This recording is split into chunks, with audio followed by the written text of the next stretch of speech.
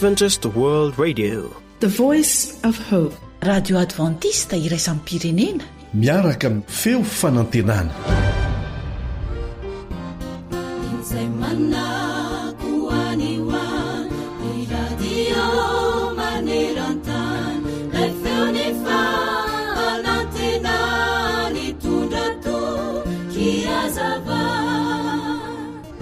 Taonjato maro lasy izay tao amin'ny tanàna kely iray tany Italia dia nisy mpandraharaha tompona orinasa iray izay nananany banky trosa be.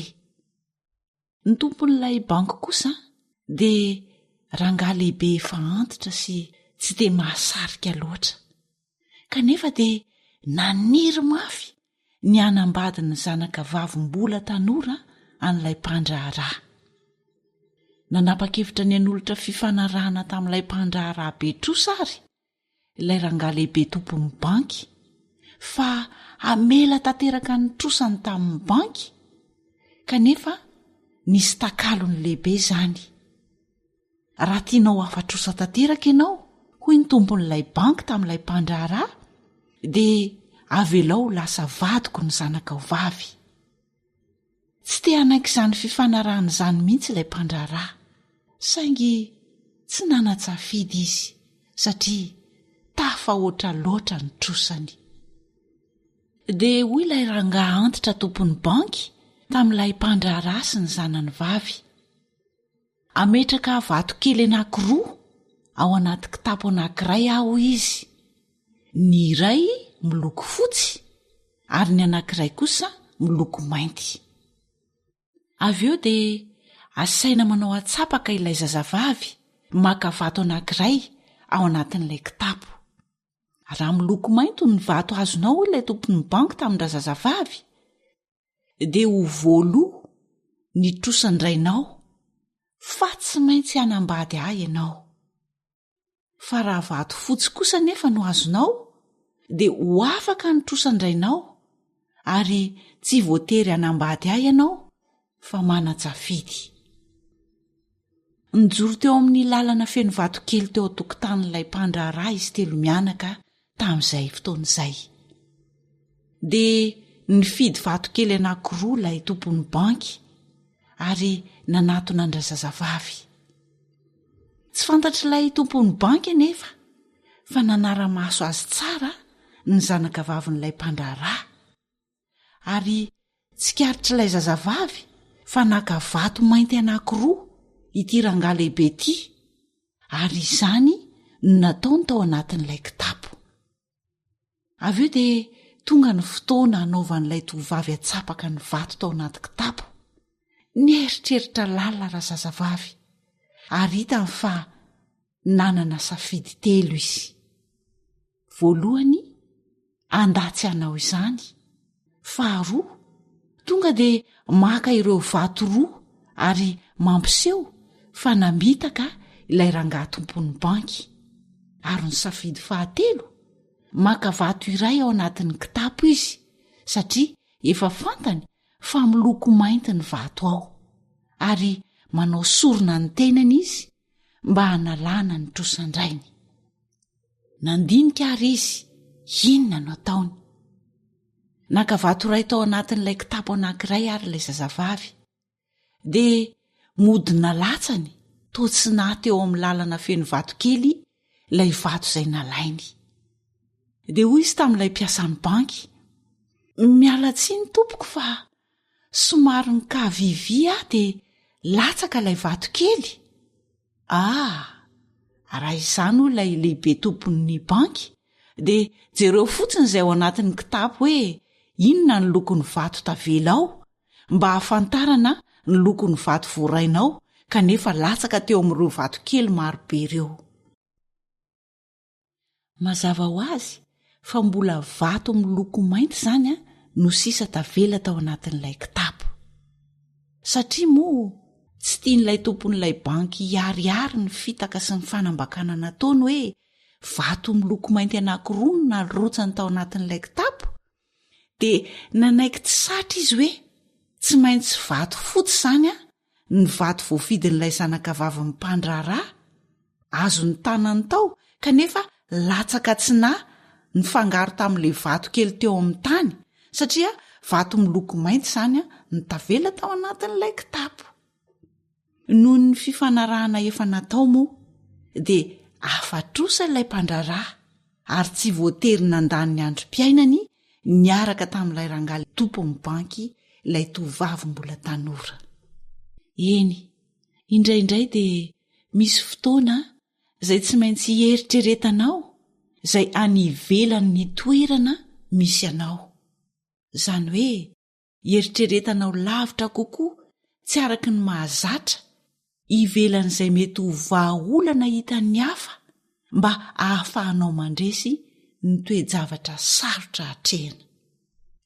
Tsy voatery hilefitra mandrakariva amin'ireny safidy terena ho raisinao ireny ianao. Vao mainka aza ataovy toy ny fiekana tsy maintsy reseny izany. Aza matahotra manontany ny zavatra antenaina fa marina. Averina indray fa mba andresena ireo fanamby manoloananao dia mila mivoaka ivelany izay efa noeritreretinao ianao na noeritreretin'ny hafa amin'ny fomba izay mety tsy mbola neritreretinao akory hatramin'izay. Olona afaka misafidy nanaovan'Andriamanitra antsika, olombelona afaka misaina koa aza manaiky ho tereniny manodidina raha ohatra ka tokony mbola hivoaka lavitra ao anatin'izany toerana izany mba ahitana fahombiazana. Ary ny zava-dehibe indrindra dia angatao Andriamanitra hanome saina sy fahendrenanao ahavitanao izany araka ny teny fikasany manao hoe hanome sainanao sy hampianatra anao izay lalaka lehanao aho. Hitsinjo anao ny masoko ka hanolo-tsainanao aho. Salamo 2:9. Amen.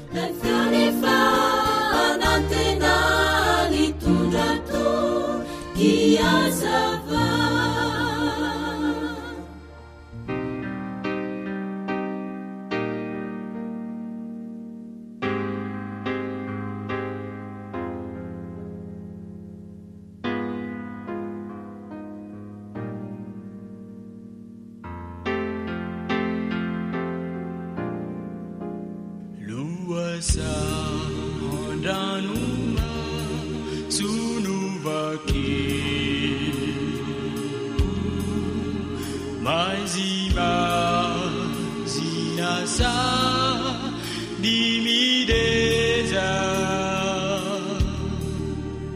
kutanta nuriai zanidiku família e tu fez a feza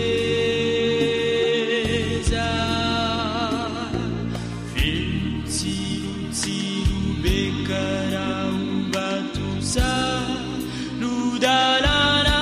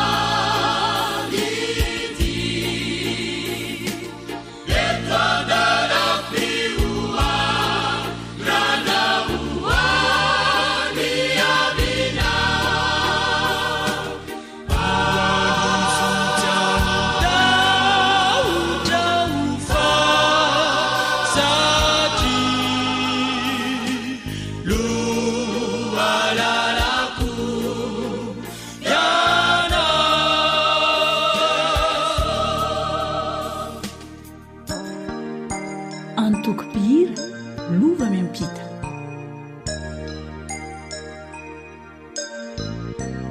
Bibidi zalianda indrimiandri kiunda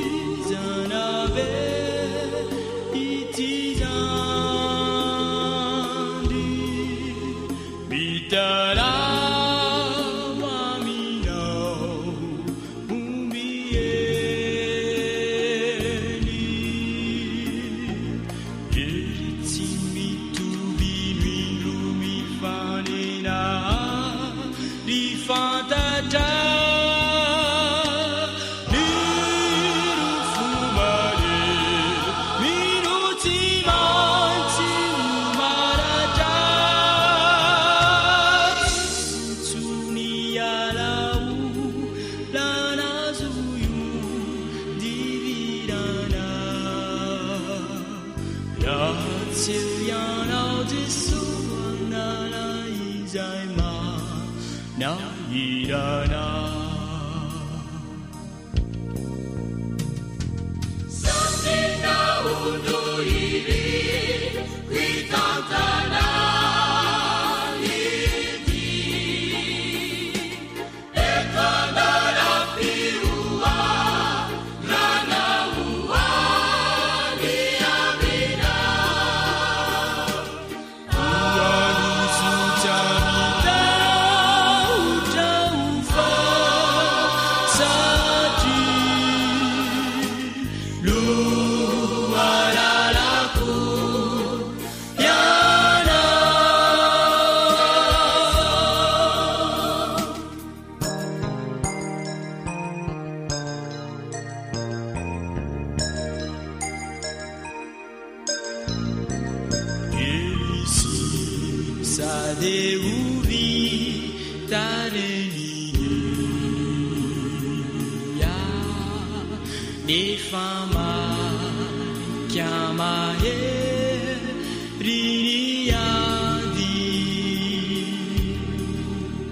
Kahiru fikave sanatia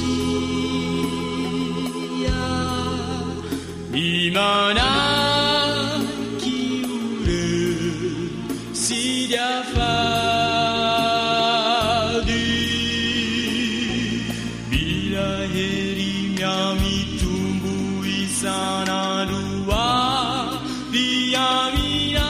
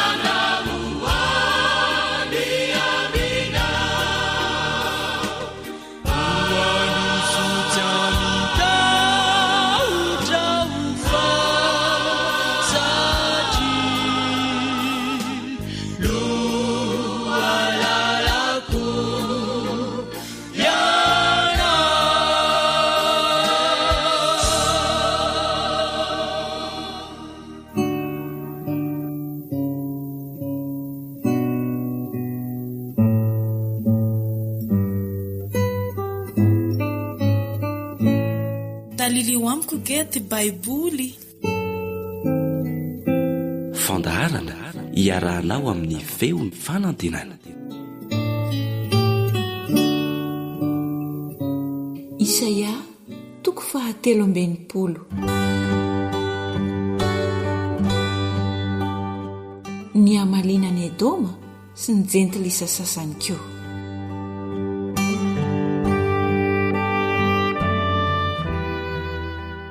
Iza moa ty avy any Edoma dia avy any Bozra ka mena mangatrakatraka ny fitafiny dia ity izay mareva mpitafiana sy miandranandrana amin'ny habean'ny heriny. Iza izay mitory fahamarinana sady manan-kery hamonjy. Nahoana ny mena ny fitafianao ary ny akanjonao ny tahaka ny amin'izay manososo ny famiazam-boaloboka. Nanososo ny famiazam-boaloboka irery aho fa tsy mba nisy niaraka tamiko ny avy tamin'ny firenena na dia iray akory aza. Nanitsaka ireny tamin'ny fahatezerako aho sy nanososy azy tamin'ny fahavinirako dia nipidipitian'ny rano ny fitafiako ka voalotoko ny akanjoko rehetra. Fa efa atompoko ny andro amaliko ary tonga ny taona ny voavotro nitsinjo aho nefa tsy nisy hamonjy ary talanjona satria tsy nisy hanoana. Ka dia nisandroko ihany no nanao famonjena ho aho ary ny fahavinirako no nanoana aho. Nanitsaka firenena tamin'ny fahatezerako aho sady nampahaleo ny azy tamin'ny fahavinirako ary nandatsaka ny rany tamin'ny tany.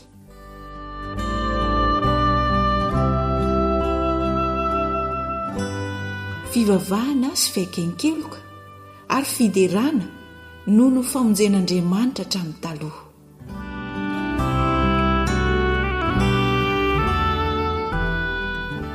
Ny famindrampon'i Jehova no ambarako dia ny fideranan'i Jehova arak'izay rehetra nataony tamintsika sy ny haben'ny fahasoavana tamin'ny taranak'Israely izay nomeny azy araka ny fiantrany sy araka ny haben'ny famindrampony.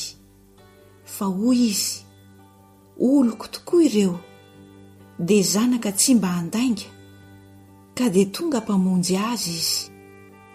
Tamin'ny fahoriany rehetra dia niory koa izy ary ilay anjeliny tavany no namonjy ireo.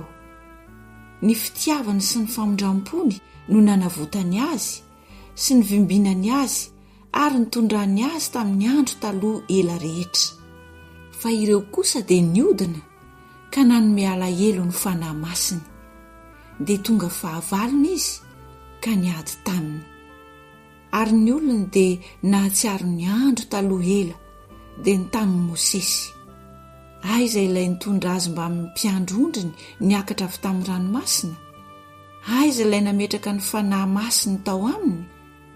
Dia ilay nampandeha ny sandriny be voninahitra teo ankavanan'i Mosesy ka nampisaraka ny ranomasina teo anoloany mba hanaovany anarana mandrakizay ho azy. Dia ilay nitondra azy nitany rano lalina tahaka ny fandehan'ny soavaly any an-tany lemaka ka tsy tafitohana izy. Tahaka ny fidinan'ny biby fiompy ho any an-dohasa no nanomeza ny fanahin'i Jehova fitsaharana ho azy. Tahaka izany nitondranao ny olonao mba hanaovana anarana be voninahitra ho anao. Mitsinjova eny an-danitra ary mijere eny amin'ny fonenan'ny fahamasinanao sy ny voninahitrao. Aiza ny fahasarom-piaronao sy ny asanao lehibe? Ny fandevilevon'ny kibonao sy ny famindramponao dia voasakana tsy hoaniko. Kanefa ianao no rainay, fa Abrahama tsy mahalala anay ary Israely tsy mahafantatra anay. Jehova, ianao no rainay ary mpanavitra anay no anaranao hatr'izay. Jehova, nahoana nampialanay tamin'ny lalanao ianao ka nampaniasianay sady nanamafy ny fonay tsy hatahotra anao? Miverena noho ny amin'ny mpanomponao dia ny firenena lovanao. Vetivety foana ny nananan'ny olonao masina ny tany. Ny fahavalonay efa nanitsaka ny fitoeranao masina. Efa tonga ohatr'izay tsy notapahanao hatr'izay zahay sady tsy mba nantsoina tamin'ny anaranao akory. Enganeka ho triatriarinao ny lanitra mba hidinanao ka iorooro eo anoloanao ny tendrombohitra.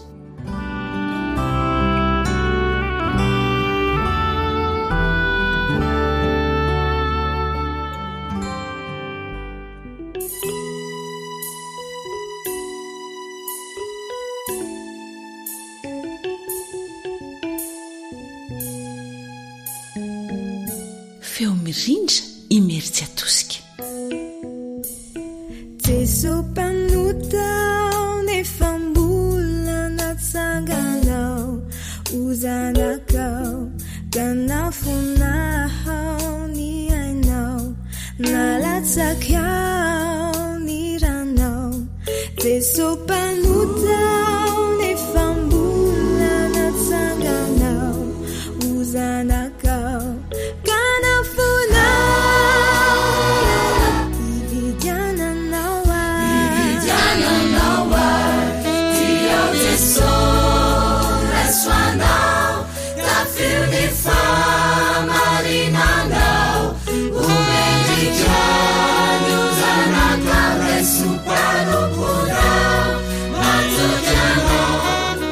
Supernutau ne fambula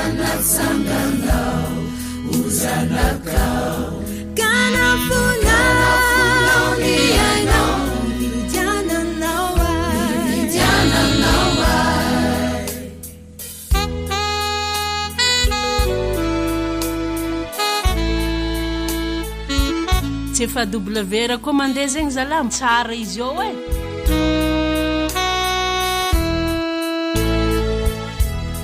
Se somatoanao aza lavinao ny famonjeny tsy misy fetra atolory azy ny fiainanao aza manjeny andro lavizao se somatoanao aza lavinao ny famonjeny tsy misy fetra atolory azy ny fiainanao sody soarinao lo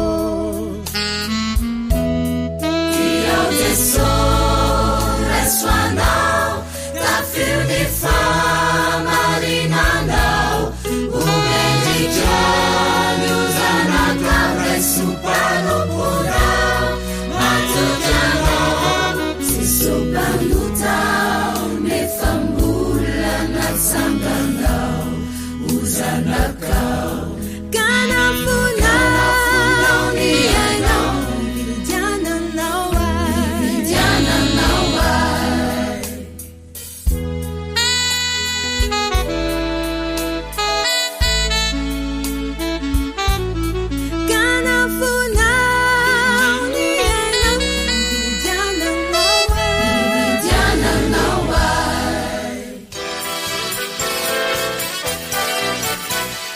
WR manolotra ho anao ilay feo fanantenana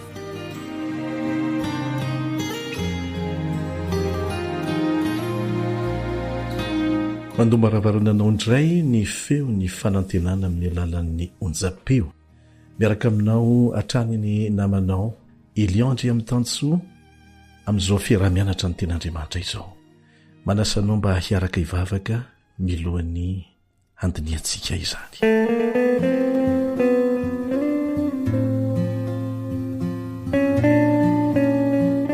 raizany an-danitra misaotranao izay satria omenao tombontsoa afaka manohy izao fiarah-mianatra ny teninao izao ary andray tombontsoa avy amin'izany mamelany elokay ary metezy ianao mba hampianatra anay hampazava ny sainainy amin'ny lesona lehibe zay tianao hianaranay anisan'izany ny mahakasika ny fahasalamanay sy ny fifandraisan'izany amin'ny sakafo hoaninay satana dia miezaka mba hanapotika anay amin'izay zavatra tsy tandremanay mety hazoto amaky ny teninao zay kanefa hanao tsy rambona ny ara-pahasalamanay na ny lafi ny hafa ihany koa dia hopotika ihany zahay ka dia mangavy anao zay tompo mba ame fahendrenanay ame fahalalànanay handrisy lahatra anay ny amin'ny tokony ataonay eo amin'ny lafiny sakafo ara-pahasalamana miainan'ny Daniela sy ny namany telo lahy zany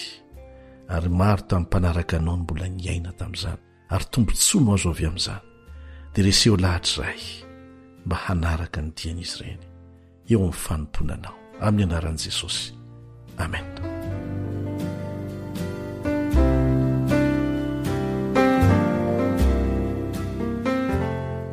Raha resaka sakafo no resahana dia miariary fa tena raharaham-pivavahana mihitsy izy ity fa tsy resaka hitraitra na fisehosehoana te hiavaka amin'ny maro fotsiny ny fifadinan'ireo sakafo zava-pisotro manimba antsika hita na tsy hita ao amin'ny Baiboly dia samy tena ilaina fa matotra amin'ny fiainantsika ara-panahy maneho ny faritra ara-panahy misy atsika zay hita eo amin'ny latabatra hihinanantsika ary voaporofo mihitsy zany inge na eo amin'ny lafiny ara-tsiansa ny olona anankiray dia miankina amin'ny sakafo hohaniny tsy ny fahasalamany ihany fa ny sainy ihany koa raha tiantsika ny anana fifandraisana tsara amin'Andriamanitra dia tsy maintsy milefitra eo amban'ireo fitsipika rakety ny tenin'Andriamanitra hitondra antsika ho amin'ny tena fahasalamantsika araka ny voalazan'ny apôstôly Jaona ao amin'ny Jaona 3:2 ry malala mangataka aho mba hambinina amin'ny zavatra rehetra ny ianao sy ho salama tsara tahaka izay anambinana ny fanahinao ihany tsy piry tsara le hoe tahaka izay hanambinana ny fanahinao no tian'Andriamanitra hanambinana antsika koa amin'ny zavatra rehetra ary voatsipiketo ho salama tsara. Ka aoka tsy ho adino fa mifamatotra amin'ny fivavahana ny fananantsika fahasalamana tsara. Tsy azontsika sarahana mahazanak'Andriamanitra antsika ny amin'ny sakafo, fa izay toe-tsaintsika sy izay fietsika mampomba entsika miatrika ny fihinana sy ny fisotro, izay aza no fisehoany zavatra mazava tokony ampiavaka ny mpino mpanaradian'i Kristy antsika amin'ireo izay tsy mpino mihitsy. Raha misy endrika isehoan'ny fahasimban'ny fiainany zanak'olombelona amin'izao fotoana izao, na ny fiainany isam-batan'olona, na ny fiainam-pianakaviana, na ny fiainany firenena, dia ity resaka sakafo ity indrindra. Tena miroborobo manerana an'izao tontolo izao hatrany ampitan-dranomasina rehetrany, izany hoe vary mitsangana iza, sakafo maika, fast food, tsy mba fotoana sarobidy sy masina tsy maintsy atrehana intsony fotoana fiarahan'ny fianakaviana amin'ny sakafo. Ary noho ny antony samy hafa ny mahatonga an'izany, samy mamelona ny tenany rehetra, lasa hôtely fatoriana sisa ny tokantrano maro, dia manao kibo-atsena. Fa na ny ora fisakafoanana, na ny toerana fisakafoanana, na ny fomba fisakafoanana sy ny zavatra atao sakafo, dia zary ataon'ny maro tsinitsinina tanteraka mihitsy, na farafahatsarany ataon'ny tsirambina. Nefa dia ny fiandrianana maha-olona sy ny fifandraisana samy olona ary ny fifandraisana amin'Andriamanitra mihitsy no voahozongozona miasimba raha vo simba ny fanajana ny sakafo sy ny manodidina azy rehetra. Ny tsy fananantsika fahefana sy fahalalahana ary fifehezan-tena sy ny fahaizana misafidy malalaka izay ampidirintsika ao amin'ny tenantsika ho famelomana azy, dia maneho amin'ny fomba hita maso ny faharesentsika eo amin'ny lafin-javatra maro amin'ny fiainana mihitsy. Nahoana moa no ireo orinasa mpanao sakafo no avelantsika isafidy sy hanapaka izay hamelomantsika ny tenantsika? Tsy efa mba nametraka an'izany fanontaniana izany ve ianao? Nahoana ny tsy manana fifandraisana mivantana sy mifanatrika amin'ny zavaboary atao sakafo itsony isika? Fa izy efa voavoatra efa tsy fantatra oatsony ary ny fangarony, izay no fatantsika. Ary izany no tombotsoan'ny olona maro any ambanivohitra mbola mahela velona azy ireo sy mahatonga azy ho zara raha marary. Nahoana no tsy isika intsony no mikarakara, mikolokolo, mikirakira, mamola vola na mitetitetika ny sakafo na izay ho sakafo, manomboka any amin'ny fambolena, fiompiana, hatrany amin'ny fandrahoana sy ny fanomezana endrika azy eo ambili. Zava-doza avokoa nge zany, ary ny fikaroana dia milaza fa ny aretina rehetra mitranga amin'izao fotoana izao dia vokatry ny sakafo tsy voajanahary tsony. Nambolena azy zezibazaha, dia ireny zezika ireny tafiditra lalina ao anatin'ny ilay zava-maniry izay mbola ahodina koa dia mbola asiana fangarony hafa koa, ireny ny fototry ny aretina maro amin'izao fotoana izao izay tsy fahita hatramin'izay. Ny fitehirizana an'ireo fihetsika sy fanao mahazatra ny lovana tamin'ny razana maro izay mifandimbo momba ny fomba fisakafo sy ny fean'izany dia tsy hoe vakoka na haretsaina tsara ho tsarovana fotsiny, fa tena mandrafitra koa ireo ambaratonga mpahefana sy ny endrim-piarahamonina misy eto amin'ity tany ity. Ao anatin'izany ny fifanajana, fifamezam-boninahitra, ny fitsimbinana ny zokiolona, ny zaza-mambehivavy, ny mitondra voka sy ireo osa sy ny maro hafa. Ny tsy ambakan'izany ny fanomezana toerana lehibe ny mpahary izay antsoina hoe Andriamanitra eo amin'ny fotoana fiarahan'ny mpianakavy misakafo na mandritry ny fotoana rehetra fanomanana sakafo. Indrisy lasa very avokoa izany satria mifandray daholo izany, mampifamatotra ny fianakaviana, ny fiarahana amin'ny sakafo. Zany rehetra zany a no rava amin'izao fotoana izao. Lasa to fampatsiahivana antsika izany fa ny maha-olona mihitsy no milopotika tanteraka. Dia sanatria inan-kanina tahaka ny biby ve ny taranak'olombelona sa efa izany mihitsy no miseho? Mbola azontsika atao ve ny mampisy heviny zany fiarahana amin'ny sakafo ara-pahasalamana zany? Mbola misy heviny amintsika ve amin'izao fotoana izao?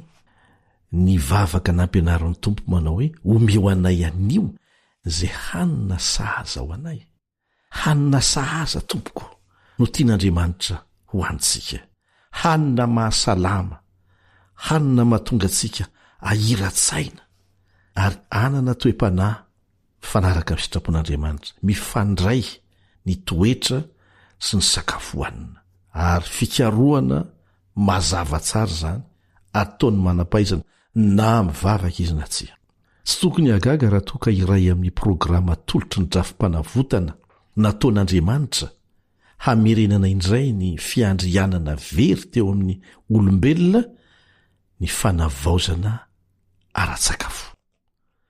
Sakafo indray mihinana dia ampy na mily tanteraka tany amin'ny fahavoazana tsy tapesipesenina ny tantaram-piainantsika olombelona tahaka ny Adama sy Eva. Raha nanenjitra ny tanany tamin'ny voankazo voarary izy mivady. Voatantaro amin'ny Genesis 2 zany.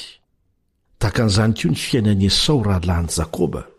Raha nivarotra ny fizokiny vokatry ny sakafo ndray mihinana fotsiny.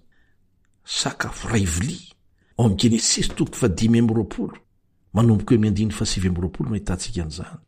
Sakafo ndray mihinana koa naharava ny fanjakany Beltesazara, mpanjaka amin'ny Babilôna, sy nahaveri ny ainy mihitsy. Azonao vakiny zany eo amin'ny Daniela 5:5.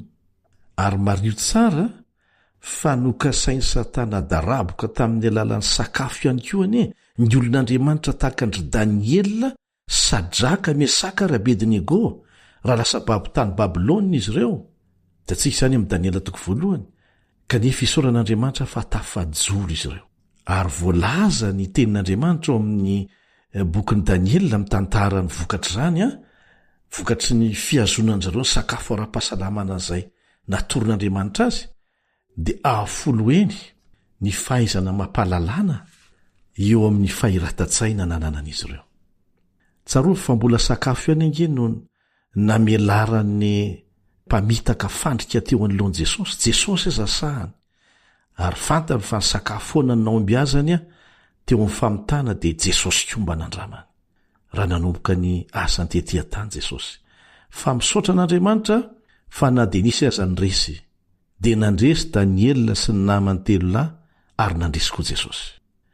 Ny mahazenjana dia ity, raha toa ka finanan-kanina tsy miaraka amin'Andriamanitra no ny andohan'ny tantara-pahoriana teto amin'ity tany ity, dia finanan-kanina miaraka amin'Andriamanitra ao amin'ny Kristy kosa no entiny mampiditra antsika any amin'ny fiainana mandrakizay tsy misy fahafatesana. Azonao vakiny zany eo amin'ny Apokalipsy 7:20-7 sy ny Matthieu 5:20. Atahoana nefa ny fanantena iara-misakafo amin'i Jesosy Kristy any an-danitra, any amin'ny fanjakany, raha tsy ekena ny iray latabatra aminy isan'andro dien'izao amin'izao fiainan'izao no Jesosy. Eto ampamaranitsika ny fiarah-mianatra amin'ny teny ity. Ao amin'ny Apokalipsy 7:20. Apokalipsy 7:20. Indro efa mitsangana eo am-baravarana ka mandondona. Raha misy mihaino feko ka mamoa ny varavarana, dia hiditra ao aminy aho ka hiara sakafo aminy ary izy amiko. Amen.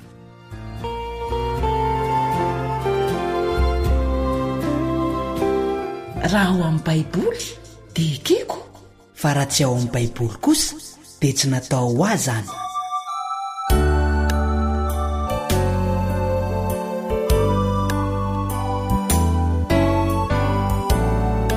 Tarika hiraina.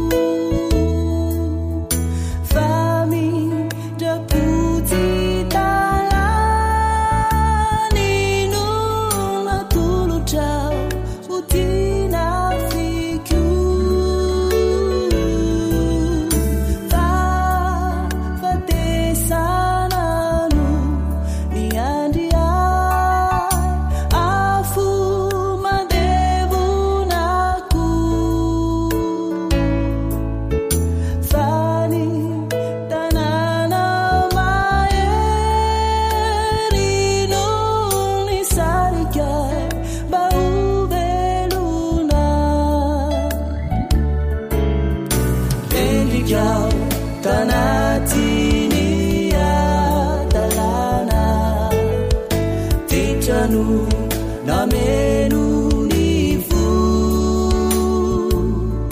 vayanano namponja nao ambala iray ka nanangana mba ozanaka renikao tanatiny adalana titrano nameno ny fo vayanano namponja nao ambala iray ka nanangana mba ozanaka. AWR mitondra fanantenana isan'andro ho anao.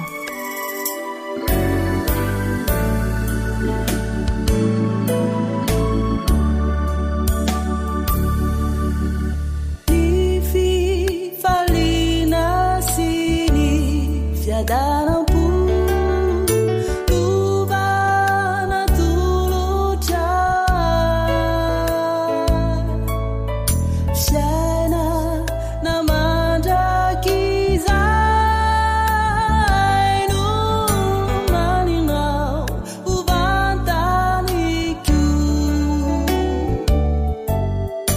rendrikao tanatiny adalana titrano nameno ny fo vayanano namponja nao ambala indray ka nanangana mba ozanaka rendrikao tanatiny adalana titrano nameno ny fo vayanano namponja nao ambala indray ka nanangana mba ozanaka vayanano namponja nao ambala indray ka nanangana mba ozanaka.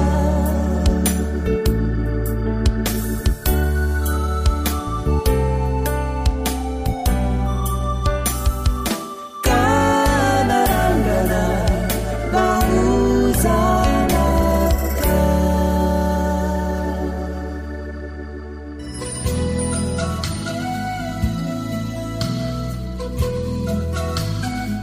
alasarina alasarina fandalinana ny soratra masina mitohitohy iarahanao amin'ny feon'ny fanantenana.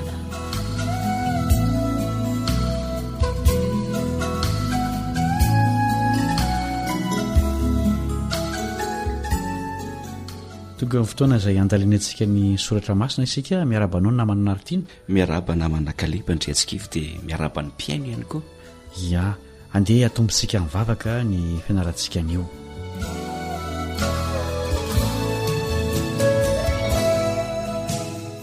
rainay izy ny an-danitro tsy mitsahatra misotranao izay no ny faharom-ponao aminay tsiraray avy ka mbola omenao fotoana izay azahoanay mandalina ny teninao mangataka anao izay niraka ny fanahinao ampianatra sy hitari-dalananay amin'izao fianaran'izao ary aza velom-piaino mpanadino izay fa ho mpakato ny teninao amin'ny anaran'i Jesosy no ngatànay izany vavaka izany.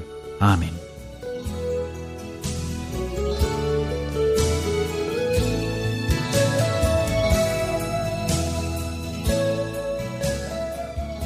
ianarantsika nio indray ao anatin'izao fianarana soratra masina mitotoy izao ny hoe afaka mino ny baiboly isika afaka mino ny baiboly isika eny ary andeha tombontsika amin'ny tantara kely tantara marina ny fiarantsika mianatra. Ireo mpikomina laza navita nandrendrika ny samy britanika antsoina hoe Bonty dia ny afara tamin'ny fipetrahana tany amin'ny nosy antsoina hoe Pitcairn izay nosy mitoka-monina tany Pasifika Atsimo niaraka tamin'ireo vehivavy mpiray fiheviana aminy. Tatsamy britanika 7 ny tao anatin'io vondrona io lehilahy enina sy vehivavy enina avy any Tahiti ary tovovavy ray 12 taona. Nahita fomba namorona alikaola ny ray tamin'ireo tatsamyreo ary tsy ela akory dia nanimba ny mponina teo amin'izany nosy izany ny fahamamona. Nivadika ho fifandraisana maherisetra ny fifandirana teo amin'ny lehilahy sy ny vehivavy. Ray monja tamin'ireo lehilahy tonga tao amin'ny nosy tamin'ny voalohany sisa no velona tao irana kely ny fotoana io.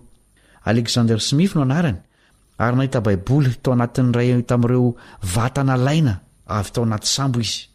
Nanomboka namaky izany izy ary nampianariny ny hafa izay voalaza tao. Rehefa nanao izany izy dia niova ny fiainany ary noho ny farany dia niova koa ny fiainan'ny olona rehetra teo amin'ilay nosy. Mahavariana izany namanaritiana nitokamona tanteraka ny mponina tao amin'ny nosy io ary tsy nifanerasera tamin'ny tontolo ivelany raha tsy tamin'ny fotoana natongavany sambo avy any Etazonia antsoina hoe Topaza tamin'ny taona 890. Hitan'ny ekipa tao anatin'ny sambo fa niroborobo tokoa ilay nosy, nahitana fiarahamonina tsy misotro zava-pisotro misy alikaola, tsy misy fonja ary tsy misy herisetra. Novain'Andriamanitra ilay nosy ka tsy afo-be tetỳ an-tany intsony fa tonga ohatra maneho ny tian'Andriamanitra ho endrika izao tontolo izao. Dia mbola mitoetra mandraka androany izany. Araka izany na manaratiana dia manana hery izay afaka manova ny fiainan'ny olona ny baiboly. Rehefa tena manomboka mandalina ny baiboly ny olona dia miova tanteraka mihitsy ny fiainany. Marina izany. Manahoana ny fomba firesak'Andriamanitra amintsika ary amin'ny alalan'ny baiboly, satria fantatra ihany koa na manakaleba fa rehefa mamaky ny baiboly isika dia Andriamanitra miresaka amintsika ary rehefa mivavaka isika dia isika indray no miresaka amin'Andriamanitra. Ka ho jerentsika hoe ahoana izany ny fomba firesaka amin'Andriamanitra amin'ny alalan'ny baiboly. Rehefa avy nahary any Adama sy Eva Andriamanitra, izay lehilahy sy vehivavy voalohany teto an-tany, dia niresaka ny fanatritava tamin'izy ireo mihitsy izy. Saingy rehefa tonga nitsidika azy ireo tao aorianany fotoana nanotany kosa Andriamanitra, dia inona ny zavatra nitranga na hoe inona ny zavatra nataon'izy roa, i Adama sy Eva niresaka? Genesis 3:15. Genesis 3:15 dia misy andalatsoratra masina milaza toy izao: ary nandrehan'i Jehovah Andriamanitra nitsangatsangana teo amin'ny saha izy rehefa ho hariva ny andro. Ary raha lehilahy sy ny vadiny dia nihery ny tavan'i Jehovah Andriamanitra tao anaty hazo tao amin'ny saha. Izany hoe nanapaka ny fifanatrehana ny vantana tamin'Andriamanitra izany ny fahotana.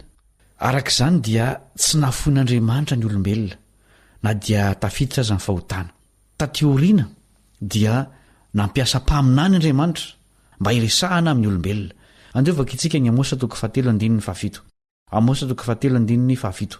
Tsy manao na inona tokoa Jehovah Tompo raha tsy milaza ny heviny amin'ny mpaminany mpanompony. Tsy navelan'Andriamanitra hitoetra ao anatin'ny aizina mahakasika ny fiainana sy ny antom-pisiny sika tamin'ny alalan'ny mpaminany izay olona natsoan'Andriamanitra hiteny sy hanoratra ho azy no nanehoany ny valiteniny ho an'ireo fanontaniana lehibe eo amin'ny fiainana. Tahaka izany ny fomba firesak'Andriamanitra amintsika amin'ny alalan'ny baiboly, fa misy fanontaniana lehibe mipetraka ihany koa. Mety ao anatinao mpiaino iny ihany koa dia misy an'izao fanontaniana izao hoe iza ary no nanoratra ny baiboly? Marina mihitsy izany. Nitondra ny afatr'Andriamanitra tamin'ny alalan'ny feo sy ny penina mpaminan'Andriamanitra tamin'ny fotoana nahavelomany, fa rehefa maty kosa ireny mpaminany ireny dia velona tao aorianany ny asa sorany. Ireny afatra ara-paminaniana ireny izany, ireny no natambatra teo ambany fitarihan'Andriamanitra ao anatin'ny boky anankiray antsointsika hoe baiboly. Marina tokoa izany na manaritiana tanteraka ilay teny hoe ny teny manidina fa ny soratra no mitoetra. Fa fanontaniana anankiray ihany koa na manakaleba ndriantsikivo no mipetraka hoe azo itokiana anefa ve ny soratra ao anatin'ny baiboly? Azo itokiana anefa ve ny soratra ao anatin'ny baiboly? Mamaly an'izany Petera ao amin'ny Petera 2:1-20 sy ny 2:20. Petera 2:1-20 sy ny 2:20. Hoy izy hoe amin'ny anaran'i Jesosy: fa fantatrareo voalohany indrindra fa ny famohan-kevitry ny faminaniana ao amin'ny soratra masina dia tsy efa ny fisainan'ny olona fotsiny ihany, fa tsy nisy faminaniana avy tamin'ny sitrapon'ny olona tany aloha rehetra fa avy tamin'andriamanitra ny tenenan'ny olona arak'izay nitondrany ny fanamasina azy. Tsy araky ny sitrapony sy ny faniriana zany fa araky ny fanetsehan'ny fanahin'andriamanitra sy ny tsindry mandry nomen'andriamanitra azy.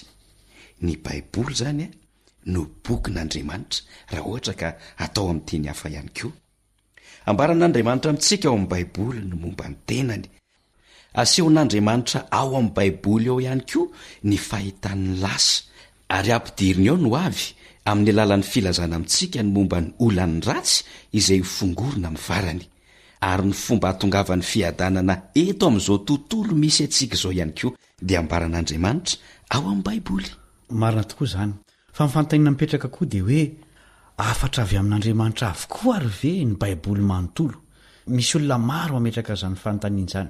Andeha hovalintsika amin'ny alalan'ny tenin'ny apôstôly Paoly zany. Timoty faharotoko 7:5 sy 7. Timoty faharotoko 7:5 sy 7. Izay soratra rehetra nomeny tsindrimandron'Andriamanitra dia mahasoa koa fampianarana, ho fandresen-dahatra, ho fanitsiny izay diso, ho fitaizana amin'ny fahamarinana, mba ho tanteraka ny olon'Andriamanitra ho vonina tsara ho amin'ny asa tsara rehetra. Mahakasika tanteraka ny olombelona ny baiboly masina, satria ny baiboly iray manontolo dia nomena araka ny tsindrimandron'Andriamanitra, taratasy nosoratana araka ny teniny, araka ny efa voalaza teo hoe bokin'Andriamanitra. Ny tantarem-paminany tamin'ny alalan'ny fitenin'olombelona ny zavatra hitany sy reny, fa avy tamin'Andriamanitra mivantana kosa ny afatra nentiny. Ko raha tianao fantatra izany momba ny fiainana iray manontolo dia vakio ny soratra masina. Anova ny fiainanao ny famakiana ny baiboly. Arakaraky ny amakianao azy amin'nybavaka no ahatsapahanao fiadanan-tsaina kokoa. Tadio fa ny fanahy masina izay nanindrimandro ny mpaminany tamin'ny fanoratana ny baiboly ihany no ampahomby ny fampianaran'ny baiboly sy ny filazantsarany eo amin'ny fanovana ny fiainanao raha toka manasa ny fanahy masina anatrika ny fotoana amakianao ny baiboly ianao. Eny azy koa satria manapetra ny fotoana ahafahantsika miaraka eto dia ho toizantsika manaraka ny resadresaka mahakasika an'izay baiboly izay fa ny anio aloha na manankalebandreantsikevy dia ho taperintsika ary ho faranantsika amin'ny alalan'ny vavaka. Eny arina manaritiana hivavaka isika.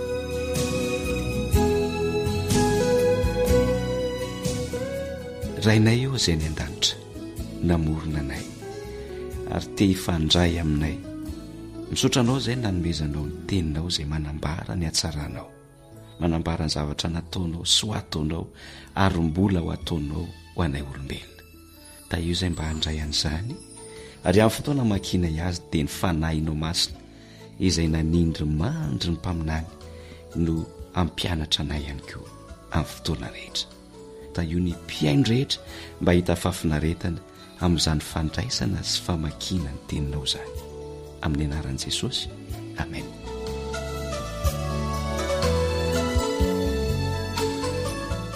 Dia mametraka ny mandra-pioana ao amin'ny fotoana manaraka indray namanao kalebandretsikivy sy naritiana.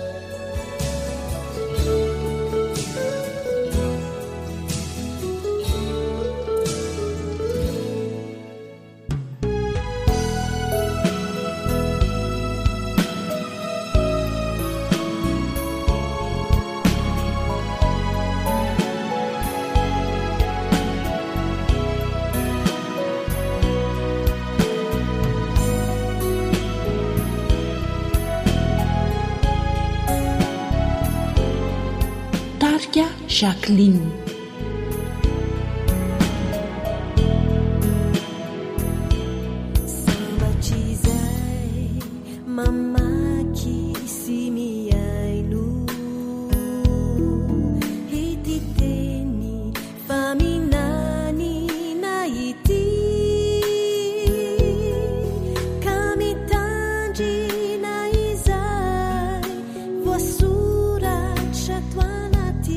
Fatu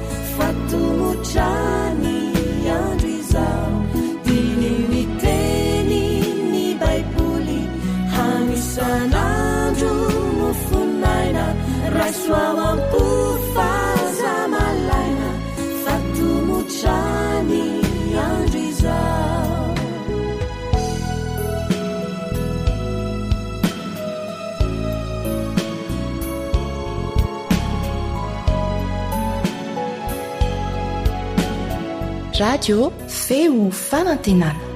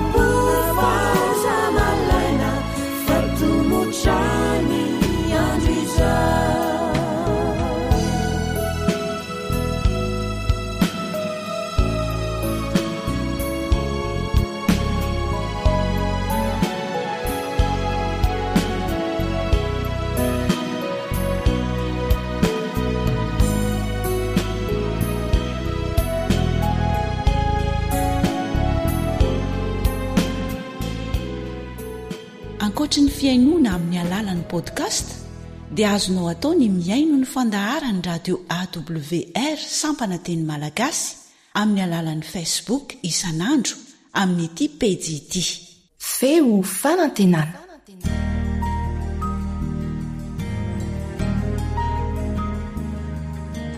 Faniteninao no fahamarinana. Taridalana manokana fianarana baiboly avoaka ny fiangonana advantista maneran-tany. Iarahanao amin'ny radio feo fanantenana.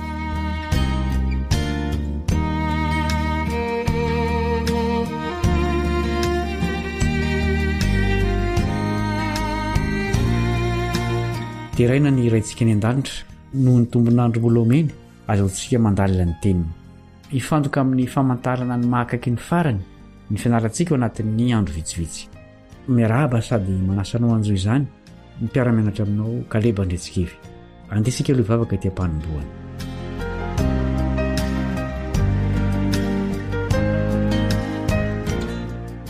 rainay izay any an-danitro tsy mitsahatra ny misaotra anao izahay noho ny teninao izay ariana sarobidy atolotra ao anay andalina ny amin'ny toejavatra iseho amin'ny andro farany izay koa mangataka ny fanahinao anazavany sainay ary anoratra ny teninao ao am-ponay ny tenena Jesosy eo fa miaino izahay amin'ny anaranao no angatahanay izany vavaka izany amen.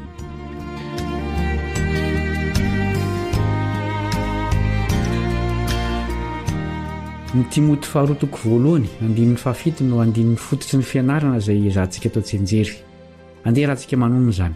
Timoty faharotoko voalohany andininy fahafito fa tsy nomen'Andriamanitra fanahy osy sika fa fanahy mahery sy fitiavana ary fahononan-tena fa tsy nomen'Andriamanitra fanahy osa isika fa fanahy mahery sy fitiavana ary fahononan-tena.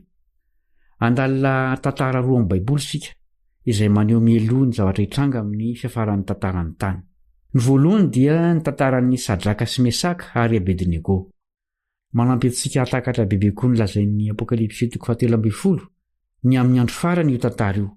Rehefa izany dia hojerentsika ny fanandraman'ny kristianina voalohany tao amin'ny testamenta vaovao. manampy antsika iomana amin'izay hitranga ankehitriny mandra-piveriny Jesosy fanondroany ny fanandraman'izy ireo. Mampahirintsika izany hanana fiadanam-po anaty fotoantsarotra. Naverimberiny Jesosy tamin'ny mpanaradia azy fa tsy tokony hatahotra na hampahorian'ny ady-saina izy ireo. Tokony hotsaroantsika fa ny afatra ny Baiboly momba ny andro farany dia mifantoka eo amin'i Jesosy avokoa. Mitovy ny torohevitra nomeny Jesosy ny mpianany sy ny an'ny mpanaradia azy amin'ny andro farany. Hoy izy ao amin'ny Jaona 7:1. Jaona 7:1. Aza malahelo ny fonareo, minoa an'Andriamanitra ary minoa akoho. Izao no dikan'izany amin'ny teny hafa. Ho sarotra ho an'ny olona mahatoky an'Andriamanitra ny toe-javatra amin'ny andro farany. Nefa tokony ho jerentsika amin'ny fanantenana fa tsy amin'ny tahotra ireo zavatra ho avy ireo. Izany no dikan'ny tenin' Jesosy hoe aza malahelo. Asainy mijery mialoha ny fonenana mandrakizay holovaintsika isika. Aoka rovana ny fomba fijerentsika ny toe-javatra. Satria tsy ahatra ny fahoriana fa andesika hibanjina no avy mamirapiratra amin'ny fanantenana. Izay no mamarana ny fianarantsika androany. Manasanao mbola anaraka ny toyny ny mpiara-mianatra aminao Kalebo Andretsikivy.